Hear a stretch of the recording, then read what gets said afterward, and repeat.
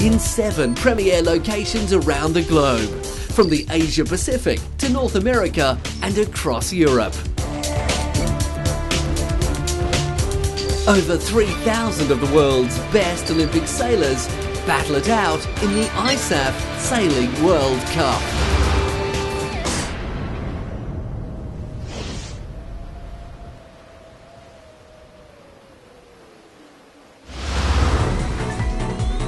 Finals day at the first event of the Isaf World Cup, hosted by Sail Melbourne, and what a day it was. With 10 to 15 knot northeasterlies on Port Phillip Bay, the fleet of 213 boats and 280 competitors from around the world enjoyed an amazing day. First out on the water was the 49er class. UK-based team of Paul Campbell-James and Mark Asquith were clear winners, dropping only a second place after 16 races. Oh yeah, today was good. We got 1-2-1 today, so we basically had to stay in front of the guys in second. It's the first World Cup of Sailing event, and yeah, it's good to win.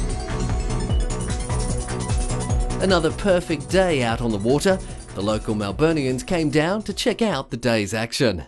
Yeah, well, this is a great event for Victoria, and we're quite proud of our sailing program, and great opportunity for people to see terrific racing.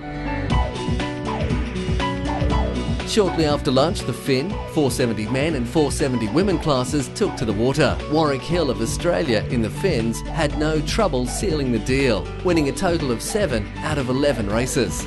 No, it was good. I had good upwind speed, and yeah, it was nice to be able to go where I wanted and just stay in front. The Australian domination extended into the men's 470 class, with gold medalist Malcolm Page and new skipper Matt Belcher, with Aussies Stacey O'May and Chelsea Hall winning in style in the 470s women. We got 4th today, and it was really shifty out there, and we just pipped Sam and Max on the last leg, so we were happy. But yeah, it hasn't sunk in yet. We've got to finish packing up first, and then we might be a bit more excited about it. This year, the international turnout has been exceptional for all classes, in particular the RSX men, women and youth. It's been a really good time here, racing with all the competitors from Australia, New Zealand, Great Britain. It's really interesting to race with them.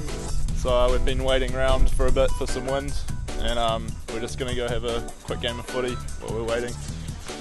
Yeah, there's usually some postponement with the winds too light or too strong, or they've got other classes sitting out, but yeah, it's part of sailing. That's how it works.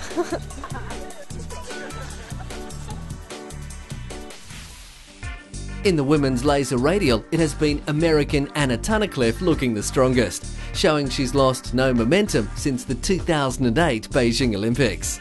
The experience of winning, you can't really describe the feelings that go with it, but everything that's happened afterwards is really cool. I don't think it's hard to keep the motivation. I think if it's something that you love, then you'll keep doing it. As soon as it turns into a job, then it's hard to keep the motivation.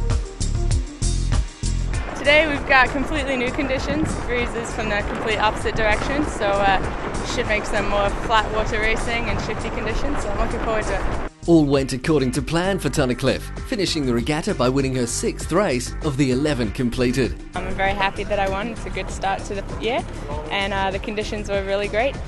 Good regatta to get back in it after the games. With 39 competitors from 13 countries, the men's laser class was the most tightly competitive fleet. I think it's going to be fun, and it's sunny, so it's not that cold. So I think we're going to have a lot of fun today. I hope I keep my lead.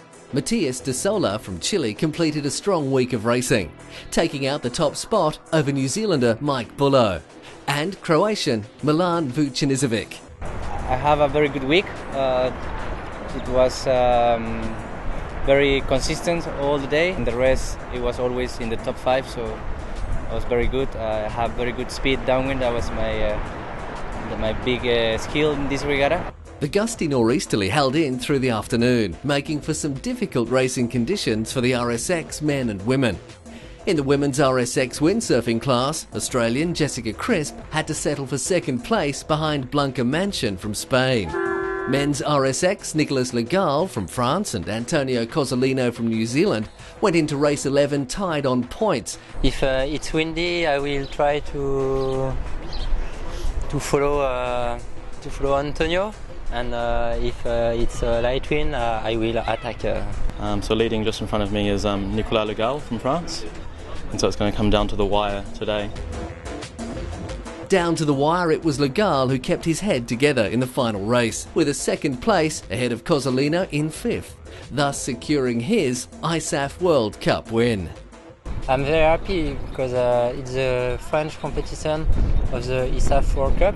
With all results finalised, Sail Melbourne and the first stop on the Isaf Sailing World Cup comes to a close. Focus now shifts to 2009 and Miami for the second stop of the tour, before heading to Europe for the remaining 5 stops, where competitors will battle it out in the Isaf Sailing World Cup.